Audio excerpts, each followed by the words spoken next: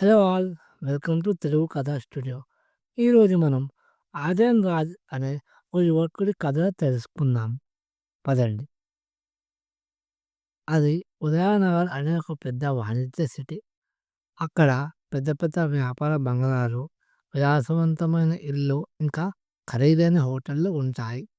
అక్కడి రోడ్లు ఎప్పుడూ వాహనాల శబ్దాలతో రద్దీగా ఉంటాయి. ఆ రోడ్ల మీద తిరిగే ఖరీదైన కార్లే ఆ సిటీకి అందం. అదే సిటీకి వెనక వైపు దొరవాడ అనే ఒక చిన్న బస్తీ ఉండేది. అందులో ఇరుకైన ఇండ్లు, చిన్న చిన్న సందులు ఉంటాయి. అక్కడి వాళ్ళు చిన్న చిన్న కూలి పనులు చేసుకుంటూ తమ జీవితాన్ని కొనసాగించేవాళ్ళు. అదే బస్తీలోని ఒక సందులో ఆర్యన్ రాజ్ అనే యువకుడు ఉండేవాడు. తాను ఉండే ఒక చిన్న గుడిసెలో తనతో పాటు ఒక కుక్కని కూడా పెంచుకుంటాడు. దాని పేరు బట్టు. కొన్ని సంవత్సరాల క్రితం ఆర్యన్ రాజుకి కూడా ఒక పెద్ద కుటుంబం ఉండేది. ఆర్యన్ రాజ్ తండ్రి పేరు సూర్యరాజ్. వాళ్ళకి ఉదయనగర్లో ఒక పెద్ద వ్యాపారం ఉండేది. కానీ పార్ట్నర్ సూర్యరాజుని మోసం చేసి అతన్ని రోడ్డు మీదకి తీసుకొస్తారు. తర్వాత సూర్యరాజ్ తన కుటుంబంతో దొరవాడకు మారిపోతాడు. మెల్లిగా తాగుడికి బానిసవుతాడు. అప్పులు ఎక్కువైపోతాయి. అప్పుల వాళ్ళతో ఒత్తిడి తట్టుకోలేక సూర్యరాజ్ ఇంకా అతని భార్య ఆత్మహత్య చేసుకుంటారు. తర్వాత ఆర్యన్ రాజ్ని తన సొంత బంధువులు కూడా చేరదీయరు. ఆర్యన్ రాజ్ ఒంటరివాడు అయిపోతారు. అయితే ఆర్యన్ రాజ్ ఒక పెద్ద సోమరిపోతు. ఏ పని చేయకుండా గొప్పవాడు అయిపోవాలని కలలు కంటుంటాడు. ఎప్పుడు అదృష్టం కోసం ఎదురు చూస్తుంటారు. ఆర్యన్ రాజ్ బ్రతకడానికి రోజు ఏదో ఒక పని చేస్తుండేవాడు. ఒకరోజు వెయిటర్‌గా, మరొక రోజు కూలీ పని, ఇంకో రోజు స్క్రాప్ బిజినెస్ చేసేవాడు. రోజుకి తనకు ఇంకా తన కుక్కకి తినేంత డబ్బు వస్తే చాలు. ఇంటికి వెళ్లి తిని, పడుకొని కలలు కనేవాడు. ప్రతిరోజు ఒక పెద్ద సంచి నిండా డబ్బు దొరికితే చాలు. దాంతో జీవితాంతం హాయిగా బతకొచ్చని కలలు కనేవాడు. అయితే ఒకరోజు చెత్త ఏరుకోవడానికి బయటకి పోతాడు. తనతో పాటు బట్టుని కూడా తీసుకువెళ్తాడు. రోజు రాగానే ఏదో ఆలోచిస్తూ చెత్త ఏరుతుంటాడు. అప్పుడు బట్టు ఒక్కసారిగా దేన్నో చూసి అరుస్తుంటాడు. అప్పుడు ఆర్యన్ రాజు అక్కడికి వెళ్ళి చూస్తాడు. అక్కడ బట్టు కింద పడి ఉన్న ఒక రాగి నాణ్యాన్ని చూసి అరుస్తుంటాడు. ఆర్యన్ రాజు దాన్ని చేతిలోకి తీసుకొని దీన్ని మంచి ధరకు అమ్మవచ్చని తన జేబులో వేసుకుంటాడు. ఇక సాయంత్రానికి బట్టుని తీసుకొని తన ఇంటికి వెళ్ళి ఇద్దరూ అన్నం తినేసి ఇక ఆర్యన్ రాజ్ డబ్బుల సంచి కోసం కలలు కని పడుకుంటారు. తరువాతి రోజు నిద్ర లేవగానే ఆర్యన్ రాజ్ కాళ్ళ ముందు ఒక పెద్ద సంచి, దానిలో చాలా డబ్బు ఉంటుంది. అది చూసి ఆర్యన్ రాజ్ ఇది తన భ్రమ అనుకొని ఎప్పటిలాగానే పనికి వెళ్ళిపోతాడు. అయితే సాయంత్రం తిరిగి వచ్చి చూస్తే ఆ డబ్బుల సంచి అక్కడే ఉంటుంది. అప్పుడు ఆర్యన్ రాజ్ ఇది భ్రమ కాదు నిజమని తెలుసుకుంటాడు. ఇక ఆ రోజు నుంచి ఆర్యన్ రాజ్ జీవితం మారిపోతుంది. ఆ డబ్బుతో మళ్ళీ ఉదయనగర్‌కు షిఫ్ట్ అయిపోతాడు. అక్కడికి వెళ్ళగానే తక్కువ ధరతో ఒక పెద్ద ఇల్లు కొనాలని అనుకుంటాడు. అప్పుడే తన చుట్టాలెవరో ఇంటిని ఖాళీ చేస్తున్నట్టుగా తెలుసుకొని వాళ్ళ దగ్గరికి వెళ్ళి తక్కువ డబ్బుతో ఆ ఇంటిని కొంటాడు. ఇక తిరగడానికి కారు కావాలనుకుంటాడు. అప్పుడే తన నాన్న స్నేహితుడైన అశోక్ తన కార్‌ని అమ్ముతున్నట్టుగా తెలుసుకొని అక్కడికి వెళ్లి ఆ కార్‌ని కొనుక్కుంటారు. అయితే ఆర్యన్ రాజ్‌ని చూసి బస్తీ వాళ్ళు, ఇంకా తన బంధువులు కూడా ఆశ్చర్యపోతారు. ఎందుకంటే ఒక్కసారిగా ఆర్యన్ రాజ్ అలా ఎలా గొప్పవాడైపోయాడని ఆలోచిస్తుంటారు. అయితే ఆర్యన్ రాజ్‌కి డబ్బుల సంచి దొరికినప్పటి నుండి భట్టు అతన్ని చూసి అరుస్తుంటాడు. కానీ ఆర్యన్ రాజు మాత్రం ఇదంతా పట్టించుకోవు. తను మాత్రం రోజు బయటకు వెళ్ళి బాగా ఎంజాయ్ చేసి ఇంటికి వచ్చేవాడు. ఇంటికి రాగానే భట్టు అతన్ని చూసి మురిగేవాడు. కానీ ఆర్యన్ రాజు మాత్రం తనకేం పట్టనట్టు ఉండేవాడు. అసలు భట్టు ఎందుకు అరుస్తున్నాడో కూడా ఆలోచించడు. ఆ నాణ్యాన్ని చూసినప్పటి నుండే భట్టు అరుస్తుంటాడు. ఎందుకంటే ఆ నాణ్యం నుండి జూరీ అనే ఒక దుష్టశక్తి బయటకు వస్తుంది. అది చూసి భట్టు చాలా భయపడిపోతాడు. అయితే జూలీ భట్టుకి మాత్రమే కనిపిస్తుంది. ఆర్యన్ రాజుకు కనిపించడు. అందుకే భట్టు అరుస్తుంటాడు.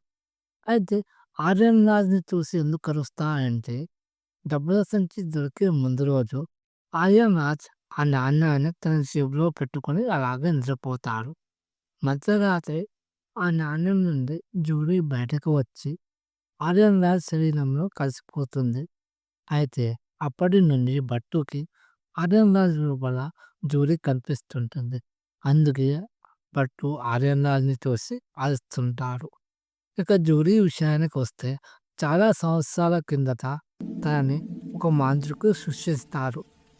తాను ఎవరినైనా ఆవహిస్తే వాళ్ళ ఆలోచనలకు తగ్గట్టుగా వాళ్ళ కోరికలు నెరవేర్చి చివరికి చచ్చిపోయేదాకా తీసుకెళ్తుంది. ఇది తెలిసిన హంసానందన్ అనే ఒక పూజారి ఆ జూరీని ఒక మంత్రించిన రాగి నాణ్యంలో బంధించేస్తాడు. తరువాత ఆ నాణ్యాన్ని ఊని పొలిమేరలో పాతిపెడతాడు. చాలా కాలం తర్వాత ఆ నగర అభివృద్ధిలో భాగంగా గవర్నమెంట్ అంతటా రోడ్లు వేయిస్తుంది. అప్పుడు మళ్ళీ ఆ నాణ్యం బయటకు వస్తుంది. అది మొదట అక్కడ పనిచేసి ఒక కూలీవాడి దగ్గరికి చేరుతుంది. అతన్ని కోటీశ్వరుని చేసి చివరకు అతన్ని పిచ్చివాడిని చేసి చనిపోయేలా చేస్తుంది. ఇలా ఆ నాణ్యం అలా అలా చేతులు మారి ఆర్యన్ రాజు దగ్గరకు చేరుతుంది.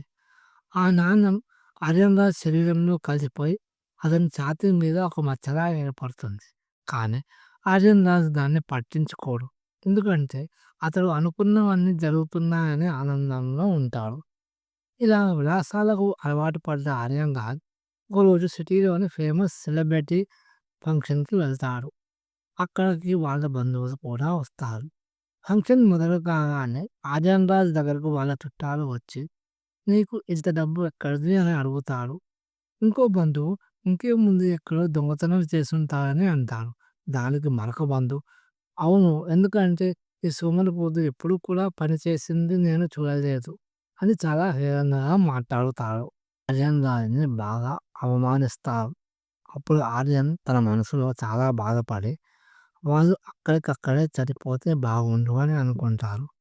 వెంటనే అతన్ని అవమానించిన బంధువులు స్పృహ కోల్పోయి కింద పడి చనిపోతారు. అప్పుడు ఆర్యన్ రాజ్ సంతోషంగా అక్కడి నుండి వచ్చేస్తాడు. కానీ అలా ఎలా జరిగిందో అని అస్సలు ఆలోచించరు. తర్వాత ఇంకో సంఘటనలో కూడా వేరే బంధువులు మళ్ళీ అవమానిస్తారు. వాళ్ళు కూడా చనిపోతారు. అవమానంతో ఈసారి ఇంకొంచెం ఎక్కువ తాగి ఇంటికి వెళ్తారు. ఇంటికి వెళ్ళగానే ఎప్పటిలాగానే భట్టు అతన్ని చూసి అరుస్తుంటాడు. తాగిన మైకంలో ఉన్న ఆర్యన్ రాజ్ తన మనసులో ఈ కుక్కని ఎవరైనా చంపేస్తే బాగుండు అని అనుకుంటాడు. అలా అనుకుని నిద్రపోతాడు. తర్వాత రోజు నిద్ర లేవగానే భట్టుని పిలుస్తాడు. కానీ భట్టు మాత్రం రాడు. వెంటనే హాల్లోకి వచ్చి చూస్తాడు. అక్కడ భట్టు రక్తపు మడుగులో ముక్కలుగా పడి ఉంటాడు. అది చూసి ఆర్యన్ గట్టిగా అరుస్తాడు.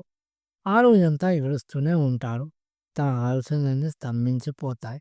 ఎందుకంటే భట్టుది ఇంకా తనని చాలా గట్టి అనుబంధం. ఎవరు తనతో ఉన్నా లేకున్నా భట్టు మాత్రం తనని ఎప్పుడూ వదలలేదు. చివరకు తను అన్నం పెట్టని రోజుల్లో కూడా భట్టు తనతోనే ఉన్నాడు. అలా ఆ రోజంతా ఏడుస్తూనే ఉంటాడు. తరువాతి రోజు భట్టుని ఇంటి పెరట్లో పాతిపెడతాడు. కొన్ని రోజులు ఇంట్లోనే ఉండిపోతాడు. ఒకరోజు బయటకు వెళ్తాడు. అక్కడ పార్కింగ్ ఏరియాలో ఒక చిన్న పిల్లవాడు అనుకోకుండా సైకిల్‌తో ఆర్యన్ కాలిని గుద్దుతాడు. అప్పుడు ఆర్యన్ కోపంలో తన మనసులో వీడి కాళ్ళు పడిపోతే బాగుండు అని అనుకోని హోటల్‌కి వెళ్ళిపోతాడు. తిరిగి పార్కింగ్ దగ్గరకొచ్చి చూసేసరికి ఆ పిల్లవాడు అక్కడ కింద పడి ఏడుస్తుంటాడు. అది చూసి వెంటనే ఆర్యన్ ఆ పిల్లవాడిని హాస్పిటల్‌కి తీసుకువెళ్తాడు. ఆ పిల్లవాడిని ఆ పరిస్థితుల్లో చూసి చాలా బాధపడతారు. ఆ పిల్లవాడికి హాస్పిటల్‌లో ఎంత ఖర్చవుతుందో అదంతా తనే పెట్టుకుంటానని తన ఇంట్లో వాళ్ళకి హామీ ఇస్తాడు. అయితే ఇంటికి వెళ్ళి అదే ఆలోచిస్తుంటాడు. ఎందుకంటే తన మనసులో అనుకుంది అలా ఎలా నిజమైందో ఆర్యన్‌కి అస్సలు అర్థం కాదు. అప్పుడు ఆర్యన్ మెల్లిగా ఒక్కొక్కటి ఆలోచిస్తుంటాడు. భట్టు చనిపోయడానికి ముందు రోజు కూడా ఇలా తన మనసులో అనుకుంటాడు. అలా ఒక్కో విషయాన్ని మెల్లిగా గుర్తు చేసుకుంటాడు. అసలు తను ఎలా గొప్పవాడయ్యారని ఆలోచిస్తుంటాడు. అప్పుడే తనకు తెలుస్తుందేందంటే, ఆ నాణెం దొరికినప్పటి నుంచి ఇలా జరుగుతుందని కనుగొంటాడు. ఇక అప్పటినుండి భట్టు చనిపోవడానికి కారణం తనేనని తెలుసుకొని చాలా బాధపడతాడు. ఇక తాను ఏం ఆలోచిస్తే అది నిజం అయితుందని తెలుసుకొని, అప్పటినుండి ఆలోచించకుండా ఉండడానికి ప్రయత్నిస్తుంటాడు. కానీ అది వీలు కాదు. ఇక దాని నుండి బయటపడడానికి చనిపోవాలని అనుకుంటాడు. అయితే బిల్డింగ్ పైకి వెళ్లి దూకడానికి చూస్తాడు. కానీ అతడికి ధైర్యం సరిపోదు. అయితే అప్పటికే తన మనసులో దూకాలని అనుకోవడంతో ఆ జోరి ఆర్యన్‌ని కిందకి తోసేస్తుంది. కింద పడగానే ఆ నాణెం ఆర్యన్ శరీరం నుండి వేరై గాలిలో ఎగురుకుంటూ వెళ్లి ఒక బిచ్చగాడి చేతిలో పడుతుంది. ఈ కథ మీకు నచ్చిందని ఆశిస్తున్నాము. మళ్ళీ ఒక కొత్త కథతో మీ ముందుకు వస్తాము.